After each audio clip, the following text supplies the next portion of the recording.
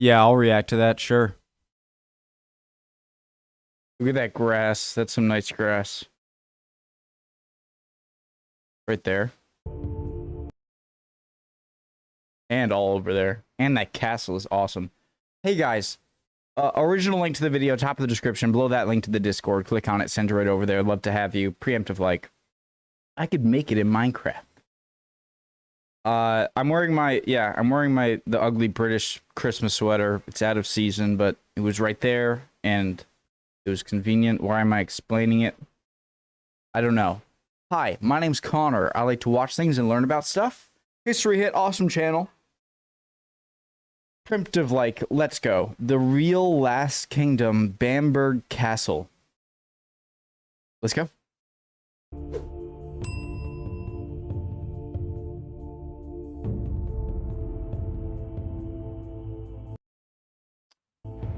If you've ever enjoyed the Netflix series The Last Kingdom, you'll know all about Uhtred of Bebbanburg. Fight!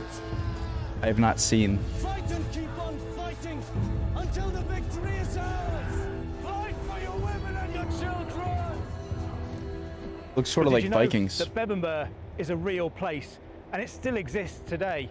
We just call it Bamburgh Castle. Bamburgh. And did you know that Uhtred was real too?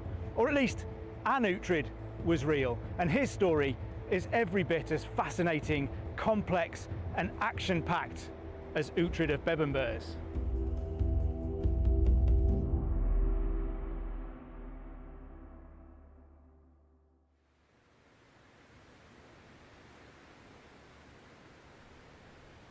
I'm Matt Lewis, a medieval historian, and today I'm on the rugged coast of Northumberland to see if I can uncover the real history behind the Last Kingdom. You can see how such a dramatic location could inspire a fictional series. Author Bernard Cornwell, who wrote the books that the show is based on, took inspiration from Bamburgh and a real nobleman who ruled here in the early 11th century. As we make our way up towards Bamburgh Castle here, through the dunes from the seaside, it's not hard to understand why people have selected this spot as a fortification for millennia. It's built on a volcanic outcrop of rock, which means it's solid. You can't undermine Bamburgh Castle. But it also has control and command of the sea all around, the land to the other side. If you hold Bamburgh, you hold... Sorry. So I wonder if you can, like, if they had to, like, dig down underneath the rock somehow, like, chisel it away, or if they just started laying the bricks or stones just, like, right on the mountain right there. You know what I mean? The land to the other side. If you hold Bamburgh, you hold this region. In Anglo-Saxon times, what was here was a wooden burh. A burh is a walled fortification, a walled town, into which local communities could pour when they needed protection from things like Viking raids.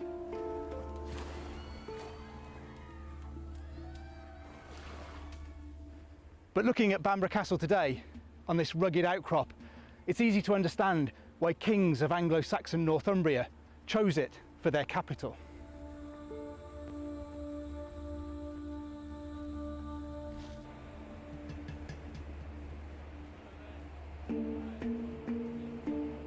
Only a few scenes from The Last Kingdom were actually filmed here.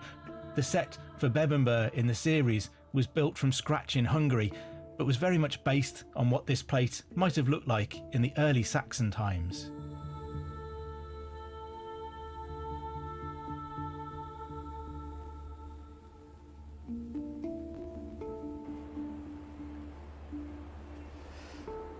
The first accounts of what's called a castle on this spot actually come in the mid-6th century, when the Anglo-Saxon Chronicle describes King Ida of Northumbria, who ruled this whole region, building what it calls a castle on this spot.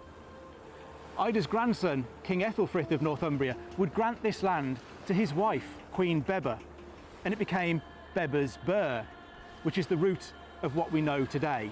Bamburgh. Nothing remains of the Saxon Just such a cool shot. Fortification, but we do have finds from the period, including the intricate gold Bamburgh beast and a rare pattern welded sword, reinforcing the importance of this site for the rulers of Northumbria. As it is for Uhtred in the series, such swords were a symbol of status for Saxon warriors passed from one generation to the next.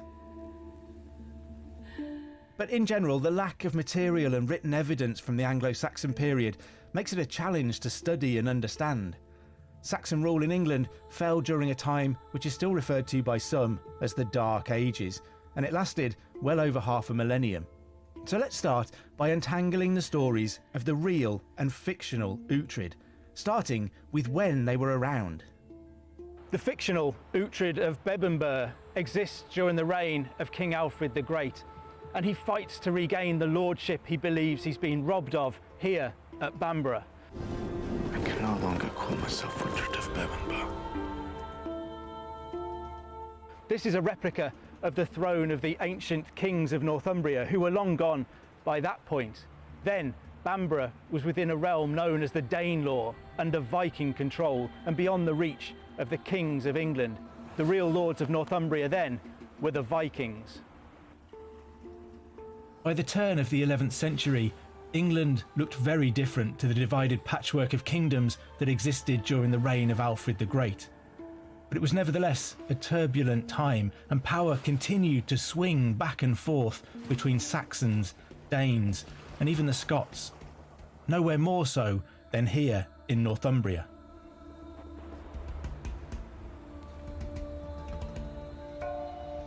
The records that we have about Uhtred the Bold tell us that in 995 he was involved in clearing the space that allowed the rebuilding of the vast Durham Cathedral.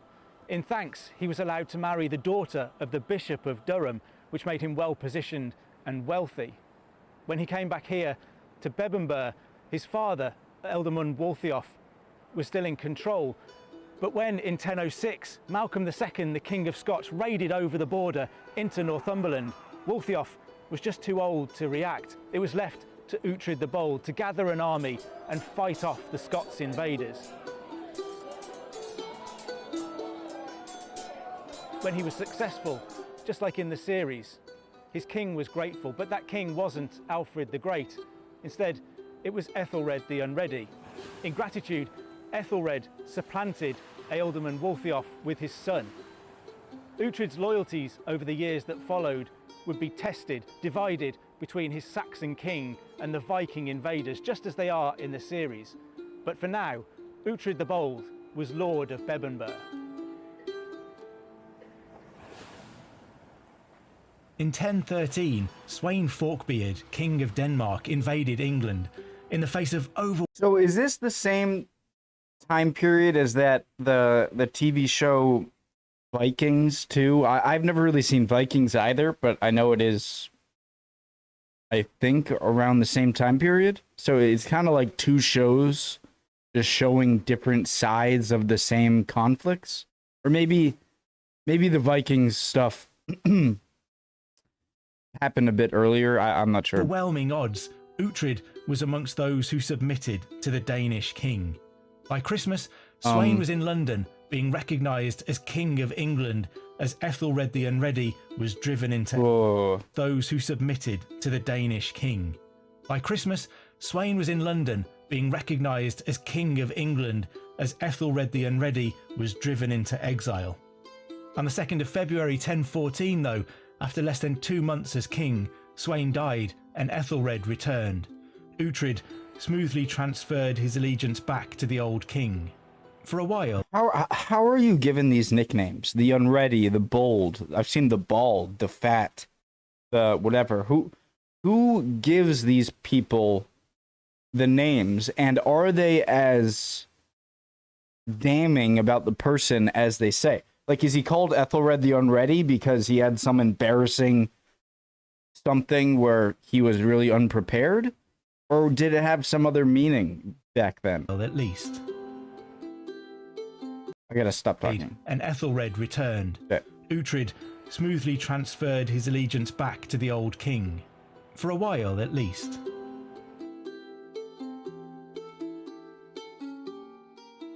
In 1016, after a decade as Ealdorman of Bebbanburg, Uhtred was away in Cheshire fighting with Edmund Ironside, the famous warrior son of Ethelred the Unready. In his absence, the Danish Canute invaded into Yorkshire.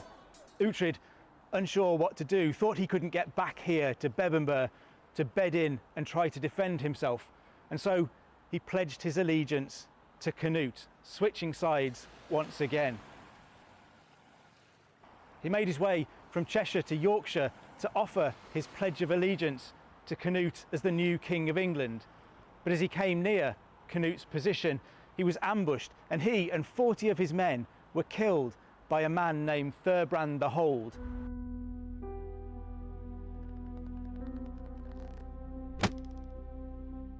This was reportedly done on the instruction of Canute himself. Perhaps he feared a powerful Saxon nobleman able to get back behind the walls of Bebbanburg and defend it indefinitely, someone he would have to root out later.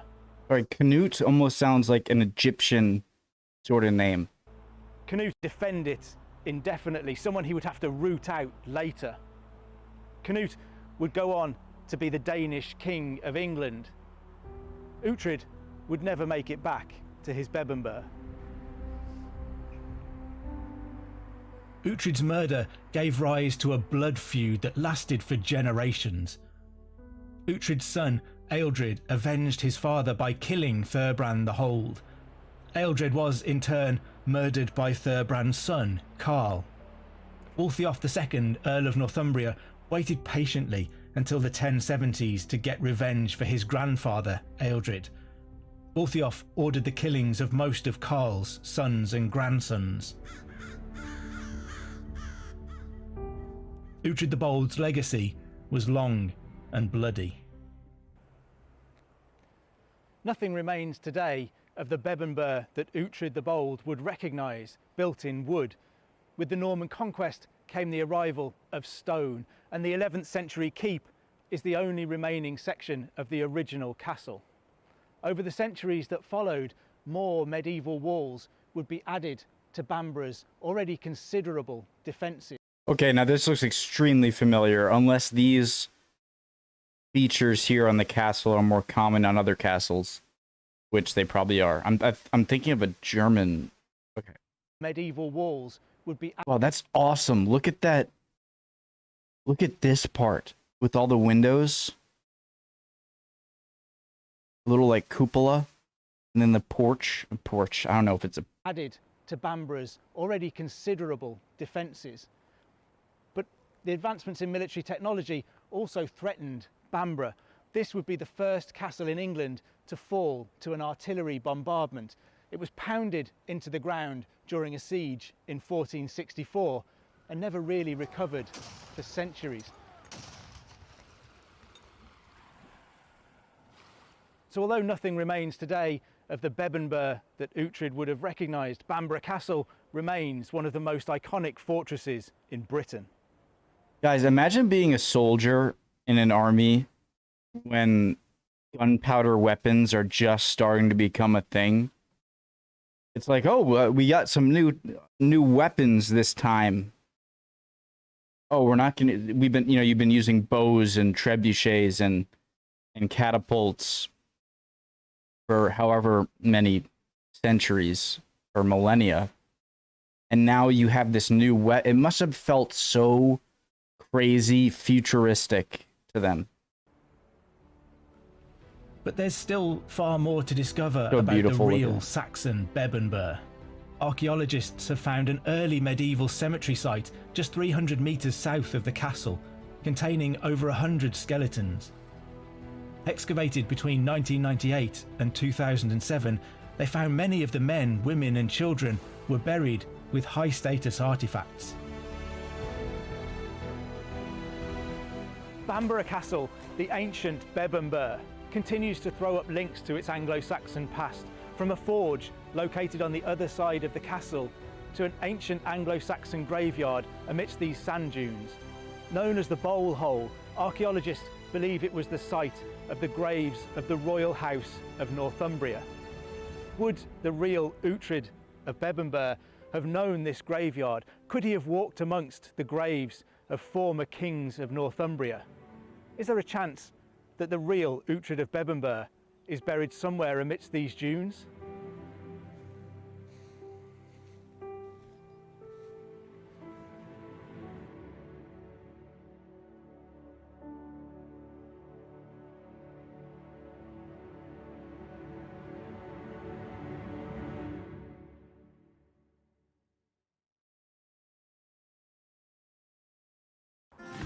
Welcome to the History Hit YouTube channel. Hope you enjoyed that video. And if you'd like to see more videos where we attempt to try and bring history to life, please don't forget to subscribe and hit that notification bell. Cheers guys, see you soon. I just watched that other one. Cool video, guys. Awesome. Love History Hit. Love you guys. If you could answer any of my questions down in the comments, I'd really appreciate it. And I hope you guys are all doing well. All right. I'll see you guys next time. Bye.